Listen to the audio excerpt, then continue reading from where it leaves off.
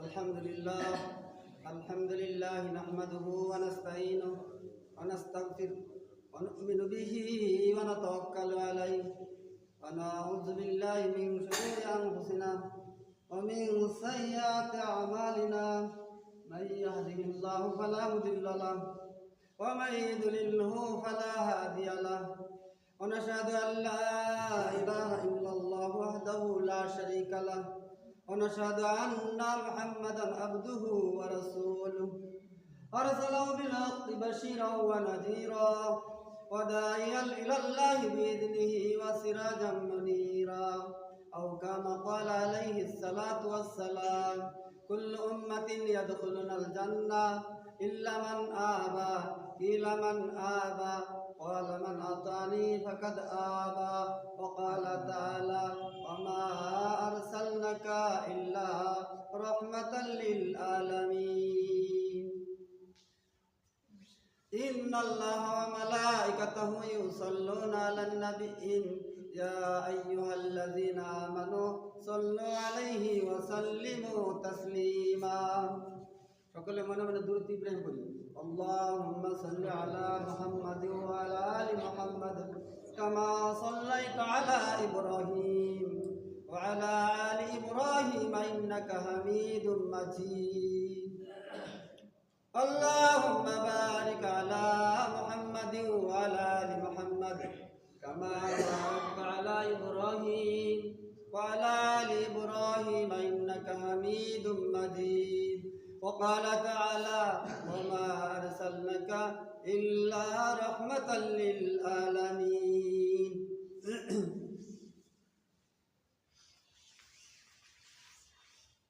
আলহামদুলিল্লাহ সমস্ত তারিফ প্রশংসা লাখ কোটি শুকর মহান রব্বুল আলামিনের দরবারে যে আল্লাহ তাআলা আপনাকে আমাকে আল্লাহর হুকুম মানা নবীর তরিকায় চলা কোরআন ও হাদিসের কথা শোনার এবং বলার সুস্থ শরীরে আসার বসার তৌফিক দিয়েছেন শ্রেষ্ঠ নবী জনাবে রাসূলুল্লাহ সকলে একবার করে সাল্লাল্লাহু আলাইহি সাল্লাম তার উম্মত হওয়ার তৌফিক দান করিয়েছেন এই জন্য সকলে দিল থেকে শুকরিয়া আদায় করি সবাই বলে আলহামদুলিল্লাহ আল্লাহ রাব্বুল আলামিন তার কালামে ইরশাদ করেন সূরা ইব্রাহিম আয়াত নম্বর 7 ওয়া ইন তাযান্না রাব্বাকুম রবের পক্ষ থেকে ঘোষণা লাইন শাকারতুম লাযিদান্নাকুম ওয়া লাইন কাফারতুম ইন্না আযাবি লাশাদীদ যদি কোনো আল্লাহর বান্দা বান্দি নিয়ামত পাওয়ার পর শুকরিয়া আদায় করে আল্লাহ রাব্বুল আলামিন ওই বান্দা বান্দির নিয়ামত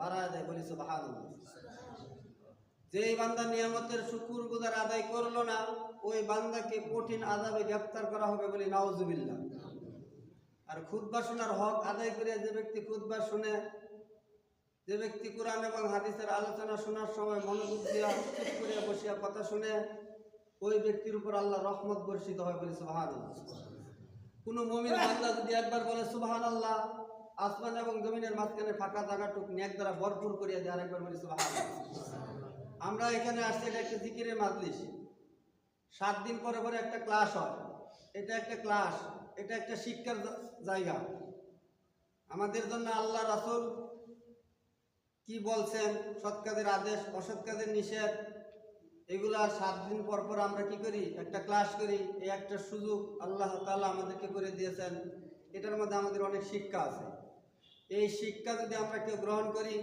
আর এই শিক্ষা যদি আমরা কোরআন এবং হাদিসের মধ্যে জানার পর মানি আমল করি তাহলে আল্লাহ রাব্বুল আলামিন আপনাকে আমাকে দুনিয়া এবং আখিরাতে শান্তি দান করবেন বলে সুবহানাল্লাহ শান্তি দেওয়ার মালিক একমাত্র আল্লাহ পৃথিবীর কোনো রাজা বাদশা শান্তি দিতে পারে না পৃথিবীর কোনো 30 আসবাব শান্তি দিতে পারে না জায়গা জমি রাজা বাদশাই শান্তি দিতে পারে না কত বাদশা অশান্তি ভোগ করছে কত রাজা বাদশাহী পাওয়ার পরে মনে করছে শান্তি আসলে সকল রাজা বাদশা তারা অশান্তি ভোগ করছে শুধু একমাত্র আল্লাহ তাআলার দিন কায়েম যারা করছে তারা দুনিয়াও শান্তি আখিরাতেও শান্তি আল্লাহ তাআলা তাদেরকে দিয়েছেন কত রাজা বাদশা ক্ষমতা থাকা সত্ত্বেও বেয়াজ্জিত হইয়া আল্লাহ তাআলা তাদেরকে দুনিয়া থেকে বিদায় করছে আমরা মনে করি দুনিয়ার রাজা বাদশাহী চাকরি ক্ষেত খামার ব্যবসা বাণিজ্য এটার মধ্যে আমরা মনে করি শান্তি কিন্তু আল্লাহ রাব্বুল আলামিন শান্তি রেখে দিয়েছেন ইসলামের ভিতর। আমরা শান্তি তালাশ করি এনজিওর ভিতর, ব্রাকের ভিতর। শান্তি আল্লাহ রাব্বুল আলামিন রেখে দিয়েছেন ইসলামের ভিতর, কিন্তু আমরা ইসলামের ভিতর শান্তি তালাশ করি না। আমরা শান্তি তালাশ করি খেতে খামারে, চাকরি বাকরি, ব্যবসা বাণিজ্য। খেতে খামারে, চাকরি বাকরি, ব্যবসা বাণিজ্য শান্তি নাই। শান্তি একমাত্র আল্লাহ রাব্বুল আলামিন তার কালামে ইরশাদ করিয়াছেন সূরা ইব্রাহিম আয়াত নম্বর 7, লাইন শাকারতুম লা আযীদান্নাকুম ওয়া লা ইন কাফারতুম ইন্না আযাবি লাশাদীদ। যেই বান্দা সুবুর এবং শুকরে থাকে ওই বান্দা ইমানদার দাবি করতে পারে। সূরা লুকমান আয়াত নাম্বার 31, ইন্না ফি যালিকা লায়াতিন লিকুল্লি সাব্বারিন শাকুর। রাসূলের হাদিসে প্রমাণ, আল ইমানু নিসফুন সবরু ওয়া নিসফুন শুকুর। ইমানটা দুই ভাগে বিভক্ত, আটানা আটানা, এক ভাগ শুকুর আর এক ভাগ সুবুর। আমরা 4 তলা 5 তলা করার পরেও আমাদের অনেকের সুবুরও নাই, শুকুরও নাই। আল্লাহ রাব্বুল আলামিন এই আয়াতের মাধ্যমে জানাই দিয়েছেন, ইন্না ফি যালিকা লায়াতিন লিকুল্লি সাব্বারিন শাকুর। রাসূলের হাদিসেও প্রমাণ, আল ইমানু নিসফুন সবরু ওয়া নিসফুন শুকুর। ইমানটা দুই ভাগে বিভক্ত, আটানা আটানা, এক ভাগ শুকুর আর এক ভাগ সুবুর। আল্লাহ তাআলা আপনাকে পরীক্ষা করবেন, সন্তান আগে দিয়া আল্লাহ তাআলা নিয়ে যাবেন, এটা আপনার পরীক্ষা। কাউকে সন্তান না দিয়া পরীক্ষা করবেন, কাউকে সন্তান দিয়া পরীক্ষা করবেন, কাউকে ছেলে দিয়া পরীক্ষা করবেন, কাউকে মেয়ে দিয়া পরীক্ষা করবেন, কাউকে ছেলে মেয়ে কিছুই দেয় না, এটাও পরীক্ষা। সর্বক্ষেত্রে যদি আপনি কি করতে পারেন, সুবুর এবং শুকুরে থাকতে পারেন, তাহলে আপনি ইমানদার দাবি করতে পারেন। কিন্তু আমাদের সর্বক্ষেত্রে সুবুর এবং শুকুরে থাকার মতো ইমান আমাদের নাই। যার ইমান যত বেশি তার তত সুবুর এবং শুকুরে থাকা সম্ভব। আজকে আমাদের ইমানের ঘাটতি, এই জন্য আমরা সুবুর এবং শুকুরে থাকতে পারি না। আমাদের একটা কোনো ক্ষতি হয়ে গেলে আমরা আফসোস করি না, যদি জুতার ফিতাও হারায় যায়, যদি কোনো আপনার সমস্যা হয়, যদি কোনো আপনার ক্ষতি হয়, সর্ব অবস্থা আপনি কি বলবেন, ইন্না লিল্লাহি ওয়া ইন্না ইলাইহি রাজিউন। যদি আপনি রাস্তায় চলার সময় হঠাৎ করে হুসুট খেয়ে পড়ে গেছেন, পড়ে যাওয়ার পর ব্যথা পাইছেন, আপনি কি বলবেন, ইন্না লিল্লাহ, আপনি এই কথা বলবেন। কাজেই আপনি আমি সর্ব অবস্থায় কি করব, আল্লাহ তাআলার বান্দা, সুবুর এবং শুকুরে থাকবো। তারাই হইল ইমানদার, তারাই মুমিন, তারাই মুত্তাকিন। যারা সুবুর এবং শুকুরে থাকে তাদের জন্য আল্লাহ রাব্বুল আলামিন দুনিয়া এবং আখিরাতে কল্যাণ রেখে দিয়েছেন। আজকে আপনাদের সম্মুখে আলোচনা করব সূরা আনআম আয়াত নাম্বার 162। এই আয়াতে আল্লাহ রাব্বুল আলামিন 4টা বিষয় সতর্ক করে দিয়েছেন। এই আয়াতে আল্লাহ তাআলা 4টা বিষয় জানার জন্য, মানার জন্য আল্লাহ তাআলা আমাদেরকে জানাই দিয়েছেন। কুল ইন্না সলাতি ওয়া নুসুকি ওয়া মাহইয়ায়া ওয়া মামাতি লিল্লাহি রাব্বিল আলামিন। প্রথম শব্দের অর্থ কুল, বলুন, ইন্না, নিশ্চয়, আমার সালাত, আমার কুরবানি, আমার বেঁচে থাকা, আমার মরে যাওয়া, লিল্লাহি রাব্বিল আলামিন। বলেন তো দেখি ভাই, সব কার জন্য? আপনারা যদি একটু কথা বলেন, এটা আল্লাহ তাআলা কি করবেন, কোরআনের আয়াতে জানাই দিয়েছেন, মা ইয়ালফিজু মিন কাউলিন ইল্লা লাদাইহি রাকিবুন আতীদ। বান্দা কি বলে, বান্দা কি করে, তা রেকর্ড করা হয়, ফেরেশতার মাধ্যমে রেকর্ড করে আল্লাহ রাব্বুল আলামিন দেখেন, ফেরেশতা লেখেন। আপনি কি বললেন, ভালো কথা বললেন না মন্দ কথা বললেন, এই কথাটা আপনার রেকর্ড করা হয়। আপনি যদি জিকিরে মাজলিসে বসার পর সুবহানাল্লাহ, আলহামদুলিল্লাহ বলেন, তাহলে এটা আপনার লাভ, আপনার ফায়দা।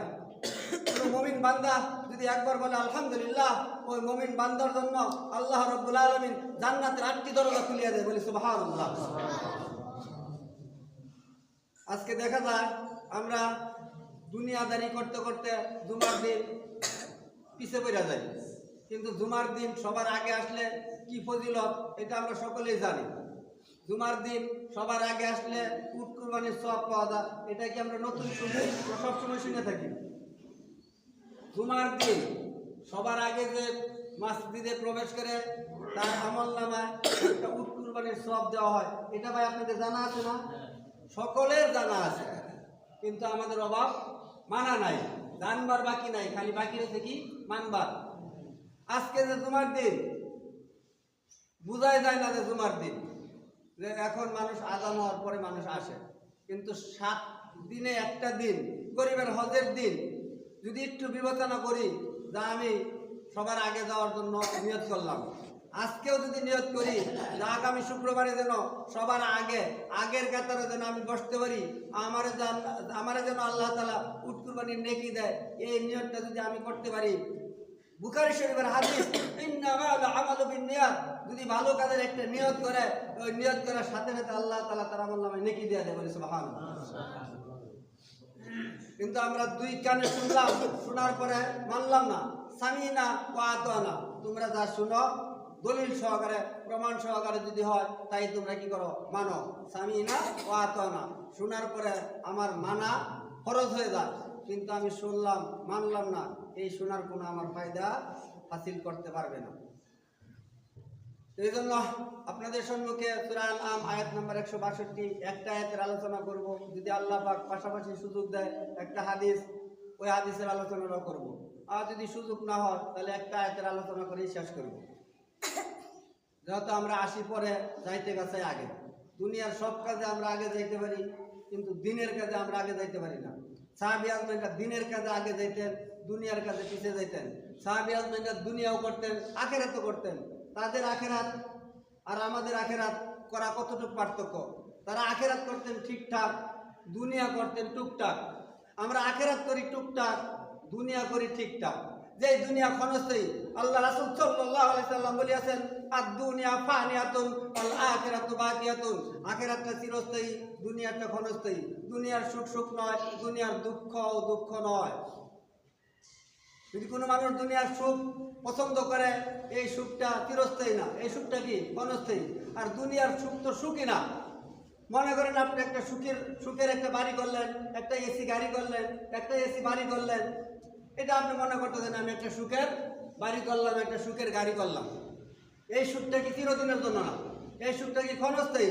রাসূল সাল্লাল্লাহু আলাইহি সাল্লাম বলিয়া দিয়েছেন, আদ-দুনিয়া ফানিয়াতুন ওয়াল আখিরাতু বাকিয়াতুন, আখিরাতের সুখ শান্তি চিরস্থায়ী, আর দুনিয়ার সুখ শান্তি ক্ষণস্থায়ী।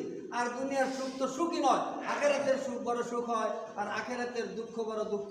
দুনিয়ার দুঃখ বড় দুঃখ না, দুনিয়ার সুখ বড় সুখ না। যেমন আপনি মনে করেন একটা এসি গাড়ি, একটা এসি বাড়ি করলেন, এই বাড়িতে থাকার পর আপনার মরার ভয় আছে না নাই ভাই? এসি একটা গাড়ি আর এসি একটা বাড়ি করলেন সুখের জন্য, আরামের জন্য।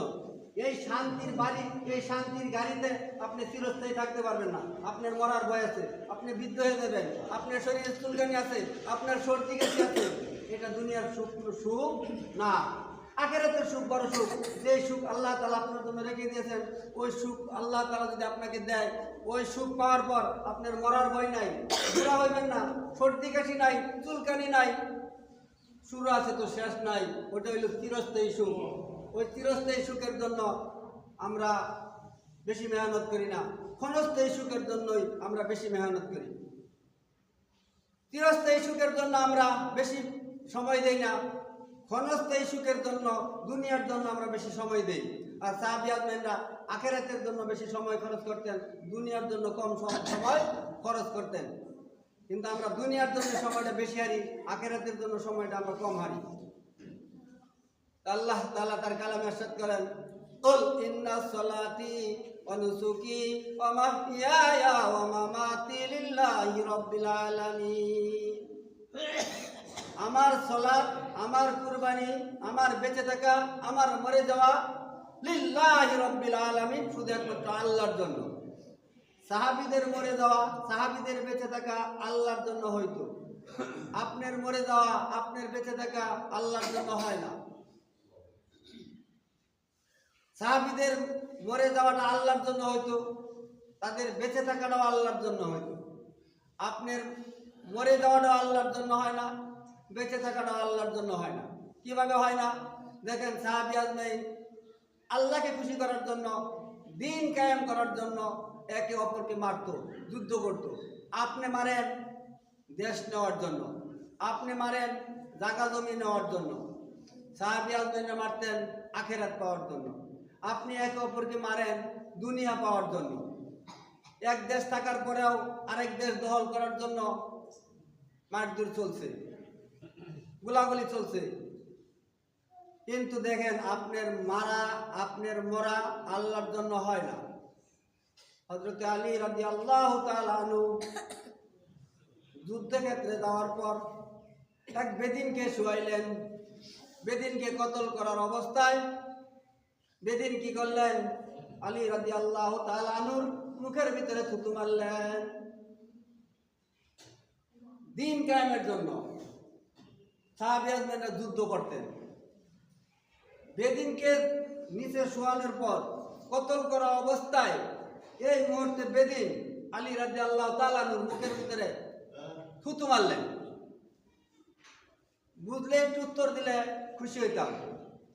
ভাই, এই থুতু মারার পর আপনি আর আমি যদি কতল করার জন্য একজন মানুষকে শোয়ানোর পরে যদি কতল করতে চাই, এই মুহূর্তে যদি ওই নিচের ব্যক্তি আপনার মুখে থুতু মারে, সেপ মারে, তাহলে ভাই ছাইরা দিবেন না, তারা কতল করবেন?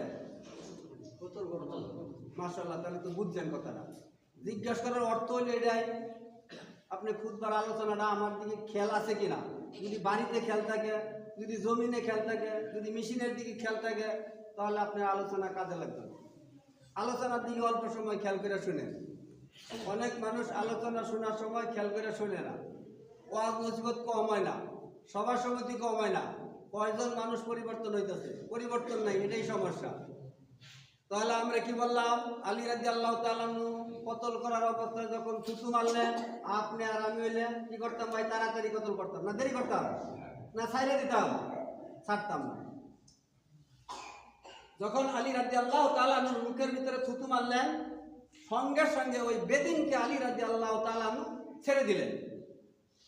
ছেড়ে দেওয়ার পর বেদিন দাঁড়ায় বলতেছে, ভাই ব্যাপারটা বুঝতে পারলাম, তুমি আমারে কতল করার জন্য শুয়াইলা, এই মুহূর্তে তুমি আমারে কতল করবা, আর তোমার মুখে সেব মারলাম, তুমি ছাইরে দিলা, ভাই কারণটাই বুঝতে পারলাম।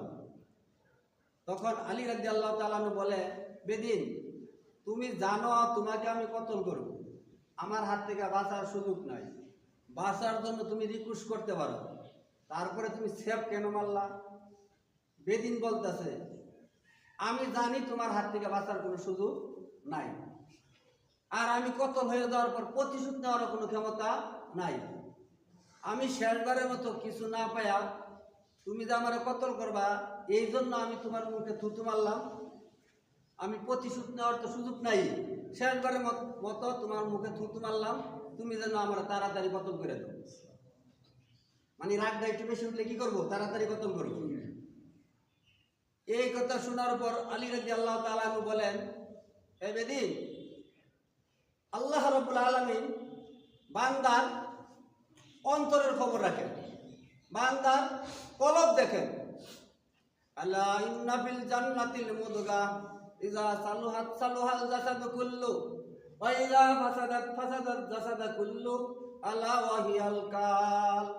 আল্লাহ রাব্বুল আলামিন বান্দার কলব দেখেন, বান্দার বাহ্যিক সুরত আর সম্পদ দেখেন না। হাদিসের দ্বারা প্রমাণিত, হাদিসের দ্বারা প্রমাণিত বান্দার কলব দেখেন। ইন্নাল্লাহা লা ইয়ানজুরু ইলা সুওয়ারিকুম ওয়া আমালিকুম ওয়ালাকিন ইয়ানজুরু ইলা কুলুবিকুম ওয়া আমালিকুম। বান্দার কলব দেখেন। বেদিনকে বলতেছে আলী রাদিয়াল্লাহু তাআলা আনহু, ও বেদিন, তোমাকে প্রথম কতল করতে চাইছিলাম আল্লাহকে খুশি করার জন্য। যখন তুমি আমার মুখে থুতু মারলা, তখন থুতু মারার রাগ আমার অন্তরে জায়গা গেছে। আরে আমার মুখে থুতু মারতো, তোমাকে কি আরো ছাড়ার টাইম আছে নাকি? এখন আমি যদি তোমাকে কতল করি, কিয়ামতের দিন যদি আল্লাহ তাআলা আমাকে জিজ্ঞেস করে, আলী তুমি ওই বেদিনকে কতল করিয়াছো তোমার মুখে থুতু মারার কারণে।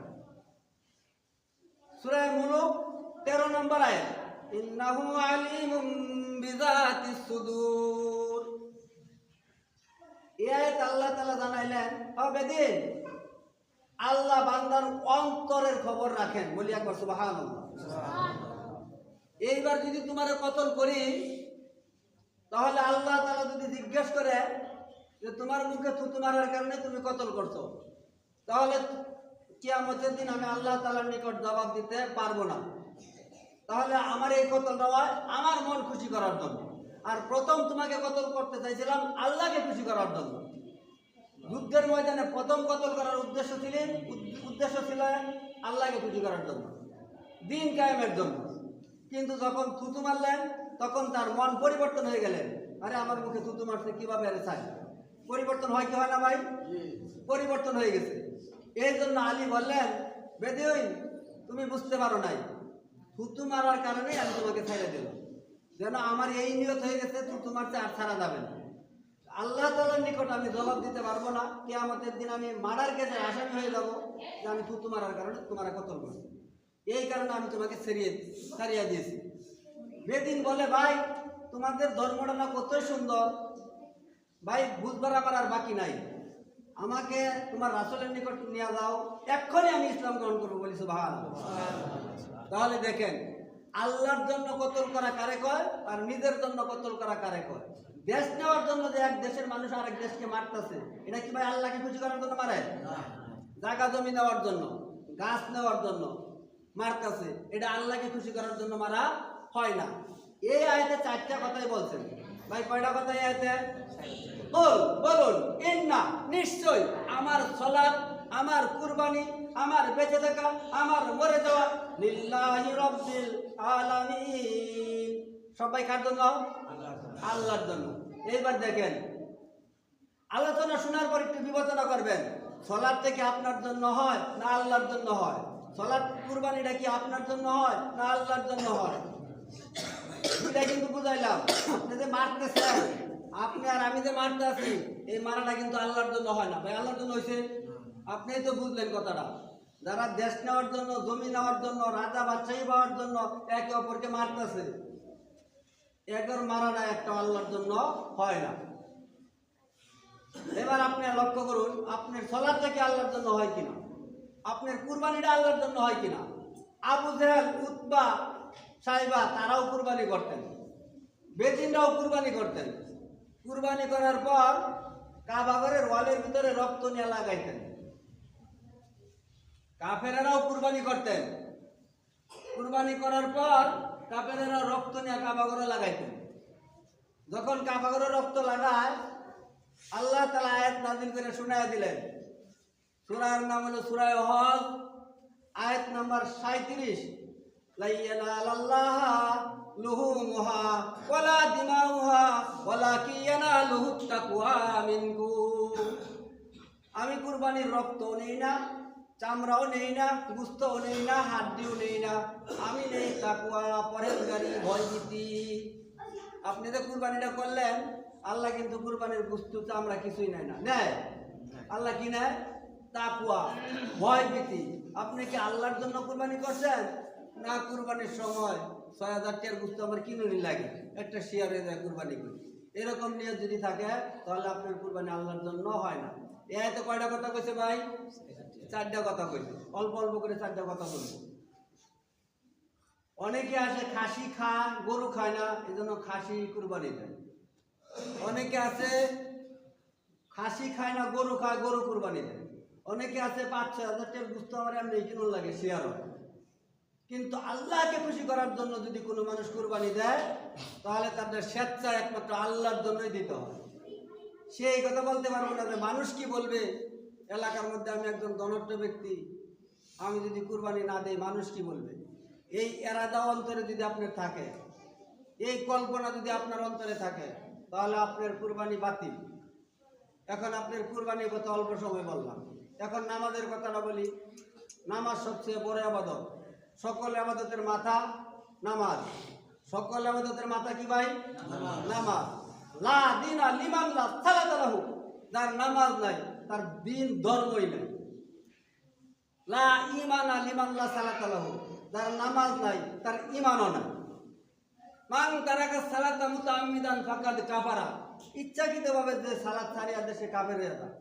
বাইনাল আবদি ওয়া বাইনাল কুফরি তারকিস সালাত, বান্দার আর কাফেরের মধ্যে পার্থক্যই সালাত। ভাই কথা বুঝলে একটু উত্তর দিতে পারবেন? বান্দার আর কাফেরের মধ্যে পার্থক্যই সালাত। কয়েকটা হাদিস আপনাদের শুনাইলাম, এই প্রতিটা হাদিসের দ্বারা শুধু একমাত্র সালাতের গুরুত্ব দিতে।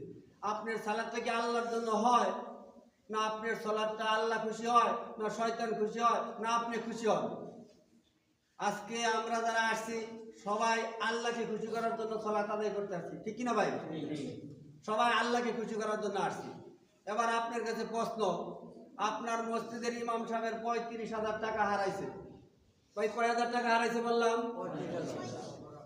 রাস্তায় কিছু মানুষ টাকা পাইছে, অনেকেই টাকা হারা। ইমাম সাহেবের 35,000 টাকা হারাইছে, হারানির পর রাস্তায় কিছু লোক টাকা পাইছে। এমন লোক আছে টাকা পায়া মাইকিং করে আমি টাকা পাইছি দেওয়ার জন্য কি করে পেরেশান। এখন দেখা গেছে ইমাম সাহেব বলছে আমার 35,000 টাকা হারাইছে।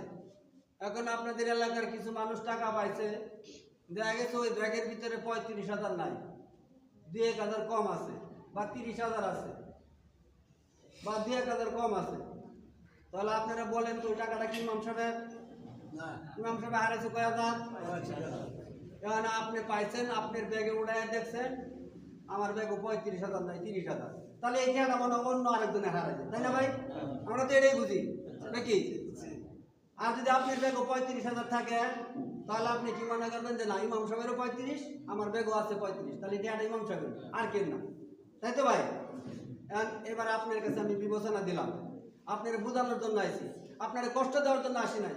আল্লাহ তাআলা কোরআনে তার কালামে জানাই দিয়েছেন, সূরা তাহা আয়াত নাম্বার 2, মা আনজালনা আলাইকাল কুরআনা লিতাশকা, বান্দার উপর কোরআন অবতীর্ণ করিয়াছি বান্দাকে কষ্ট দেওয়ার জন্য না।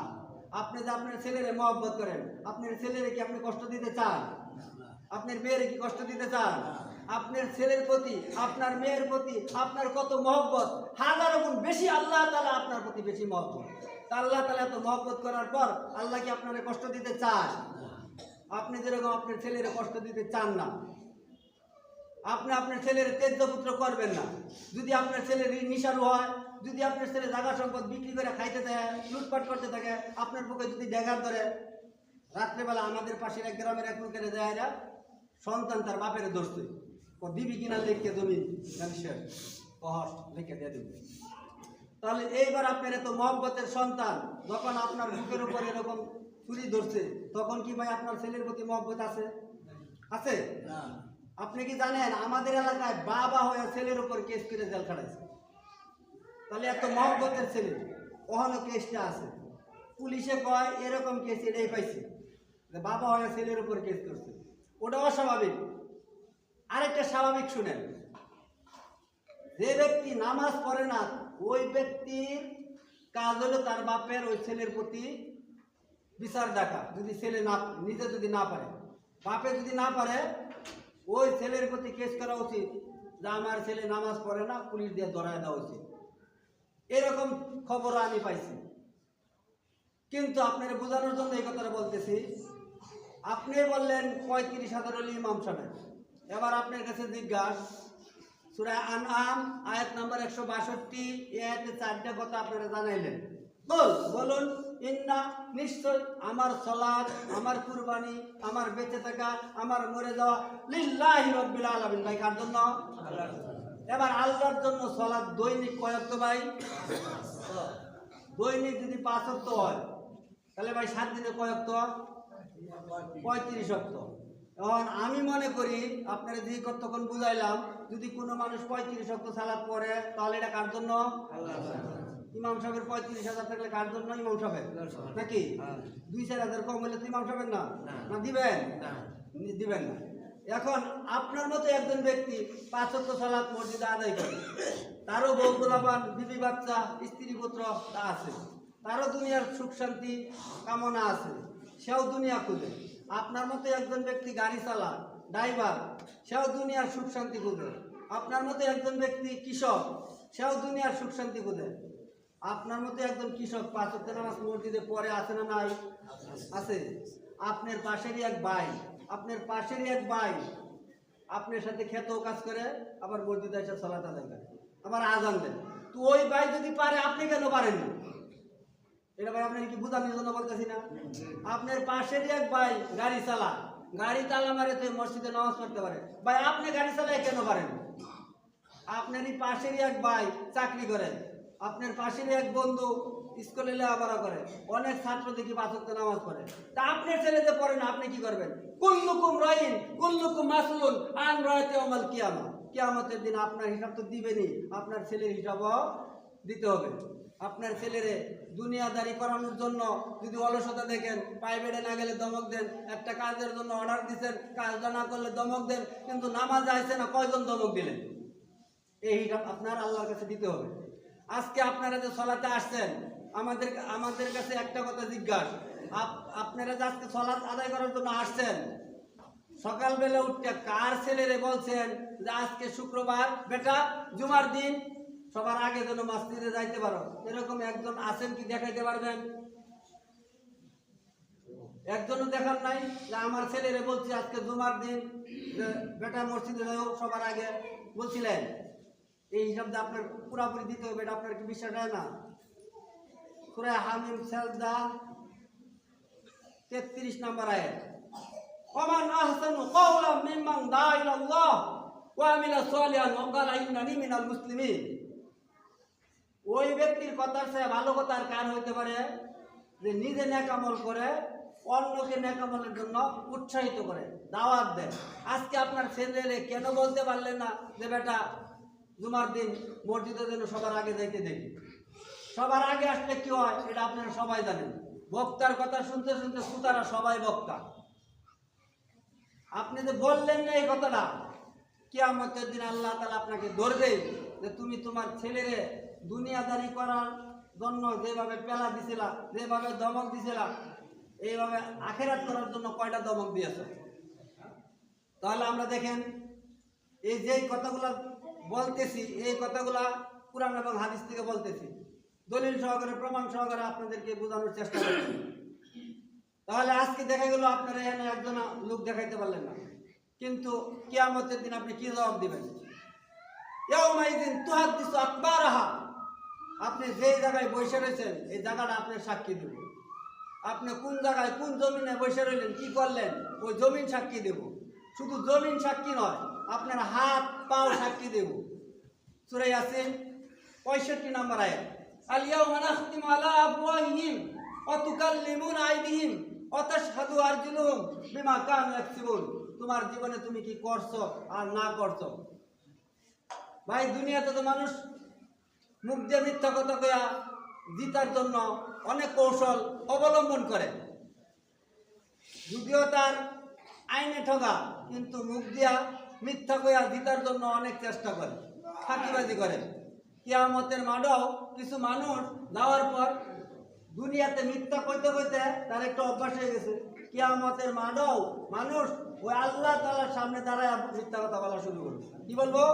আল্লাহ আমি তো সালাত আদায় করি আছি, ওই যে এইটা একটু কেটে দাও তো, একটু টুয়া দাও, বসা দাও সামনে দিকে, সামনে দিকে বাবু বসা দাও।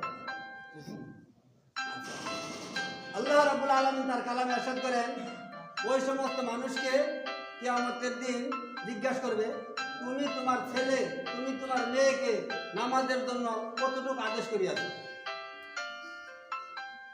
তুমি তোমার ছেলে, তুমি তোমার মেয়েকে সৎ কাজের আদেশ, অসৎ কাজের নিষেধ কতটুকু করিয়াছো?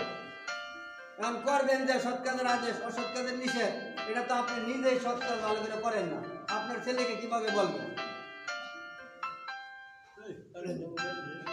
এভাবে বসা দাও, নাহলে একটু টুকা দাও, কেটে দেবো।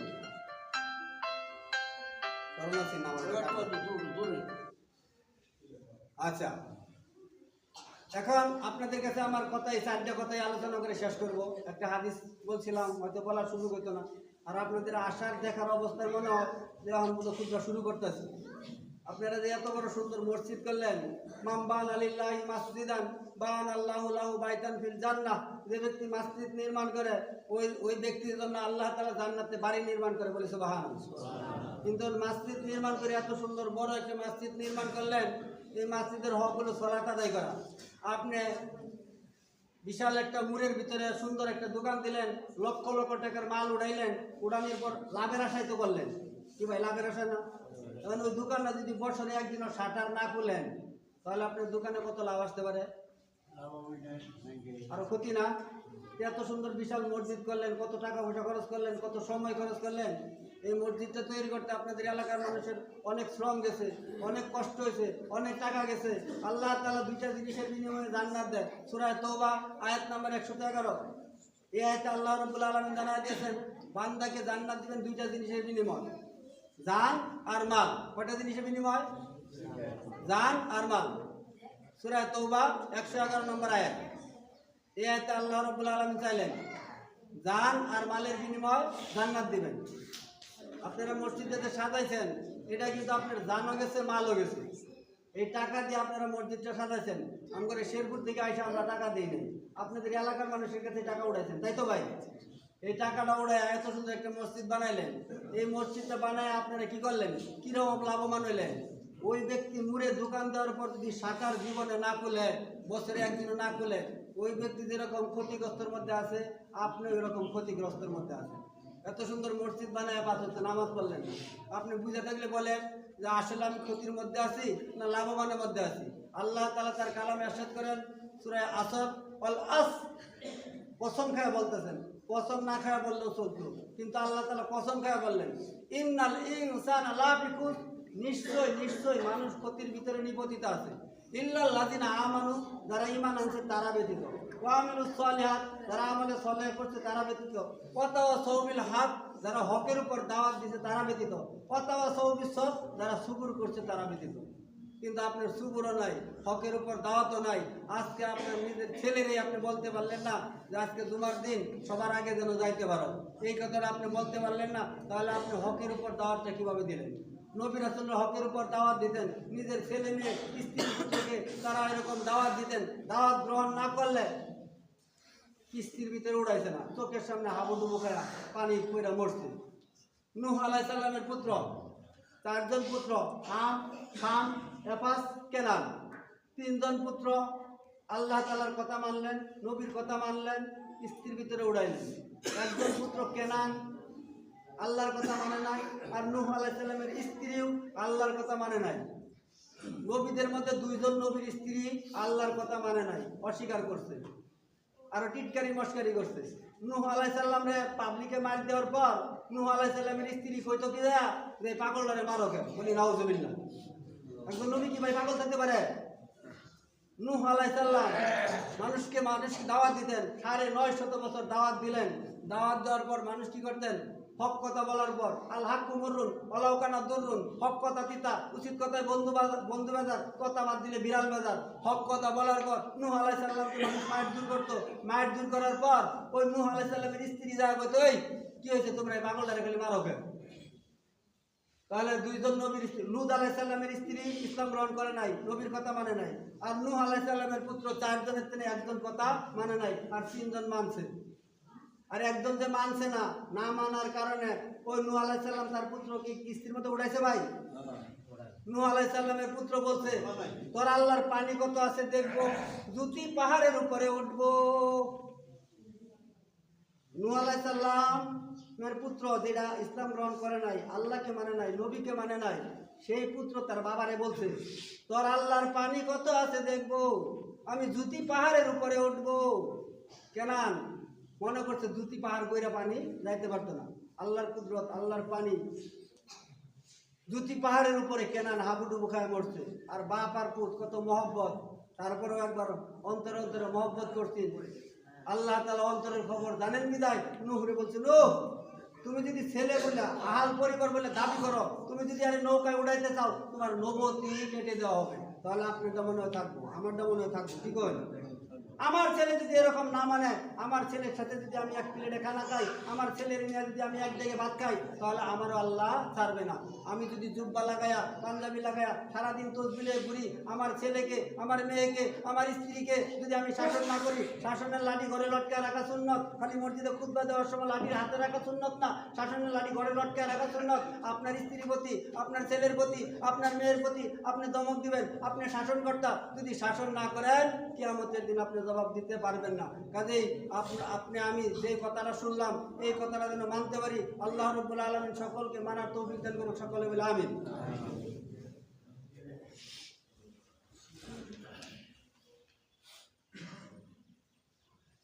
ভাই অল্প সময় আরেকটু বিরক্ত করি, একটা হাদিসের একটু সংখ্যা রয়ে গেছে। কোরআনের আয়াতের 4টা কথা বলছি, হাদিসের মধ্যে 4টা কথা। ভাই কোরআনের আয়াতের কয়টা কথা বলছিলাম? ভাই যারা পরে আইলো, এখন আইছে, তারা কয়টা শুনছে? যারা এখনো আসে নাই, তারা কয়টা শুনতে পারছে? ওয়াজ শোনার জন্য গেছে। যাওয়ার পর আলোচনা করার সময় বক্তা বলছে কাঁচা পেঁয়াজ খাওয়া যাবে না। কারণ বেটা কাঁচা এই শব্দ শুনছে না, পেঁয়াজ খাওয়া যাবে না এটা শুনছে। বাড়িতে আর বই এই আর পেঁয়াজ না, পেঁয়াজ খাওয়া যেত। এখন ওর বই এটা কথা বললেন আপনি, ওয়াজ শুনছেন না, বেরিয়ে রূপ বেরিয়ে আসছে, ওয়াজ যেমনি শুনছেন। পাশের ঘরে আরেক বাইরে যা জিজ্ঞেস করছে, ভাইজান আপনার বাইরে পেঁয়াজ বলে খাওয়া নিষেধ করছে?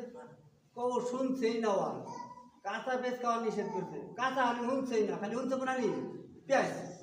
তদ্রু বেঁধে যারা এখন আইতেছে, 4 কথাতে কয় কথা শুনছে? কোরআনে 4টে কথা, একটা আয়াতে 4টে কথা জানাইলেন। আপনার চলার, আপনার মরে যাওয়া, আপনার বেঁচে থাকা, আপনার কুরবানি কার জন্য ভাই? আল্লাহর জন্য। এবার আপনার চলারটা আল্লাহর জন্য হয় কিনা একটু যুগবেগ করবেন। যে ব্যক্তি দৈনিক দিন 5 ওয়াক্ত পড়ে, যে ব্যক্তি 7 দিনে 35 ওয়াক্ত পড়ে, আমি মনে করি ওটা আল্লাহর জন্য হইতে পারে।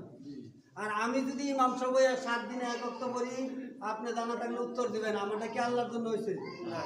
আমি যদি জুব্বা লাগায়, টুপি লাগায়, পাগড়ি লাগায় খালি ঘুরি, 7 দিনে যদি খালি শুক্রবারে নামাজ পড়ি, আপনারা কি ওই ইমামতি চাকরি রাখবেন? তাহলে নিজের জন্য যাহা পছন্দ করো, অন্যের জন্য তাহাই পছন্দ করো। ইমাম সাহেব যেন নামাজ কাজা না করে। ইমাম সাহেব যদি বন্ধ যায়, যাওয়ার পরে যদি ওরা খেত কামার আছে, ওরা বউগুলা বানাচ্ছে, আজান না হইতে মুসল্লি রাখো, হুজুরি আলো অনেক খেত আজান দেখতেছে, আমারে কয় অনেকে। আমি তো আজানের দায়িত্ব না, আমি খালি ইমামতির দায়িত্ব। অক্তীয় নামাজের আজান যখন দেয় তো আমি মুসল্লি রাখো, ফেরা যায় না, আমার এই দাবর দেয়।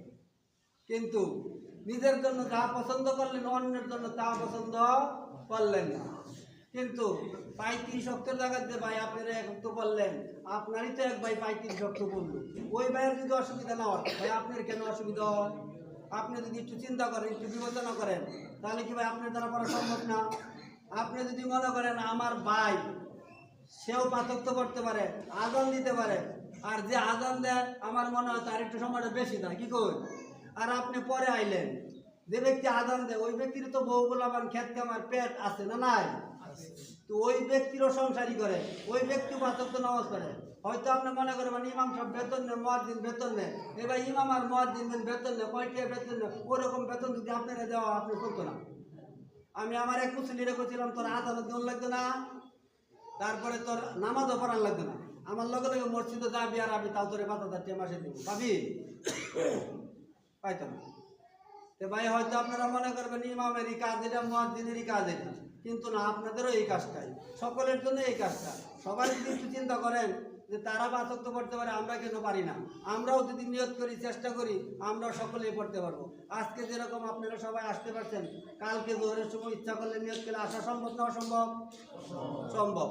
তা আমি একমাত্র এটাই বুঝ দিলাম আপনারা, যে আপনি যদি এই কথাটা শোনার পর আপনার মন বুঝে না, এই জন্য আপনারা কোরআন হাদিস একটু বুঝাইলাম। আপনি যদি একটু বিবেচনা করেন যে আমি কি করব, আগামী এই সময় থেকে নিয়ত করলাম 5 ওয়াক্ত নামাজের জন্য পড়তে পারি। আল্লাহ তাআলা তার কালামে ইরশাদ করেছেন, সূরার নাম হলো সূরা ফুরকান, আয়াত নম্বর 70, ইল্লা মান তাবা। আল্লাহ কত সহজ করতেন, আপনি অত সহজ করবেন না, আল্লাহ সব জায়গাতেই সহজ করতেন। সূরা ফুরকান আয়াত নম্বর কত বেশি ভাই?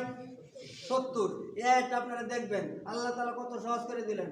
সহজ থাকা সত্ত্বেও যদি আপনি না পারেন, তাহলে আপনি হতভাগা, আপনি কিয়ামতের দিন জবাব দিতে পারবেন না।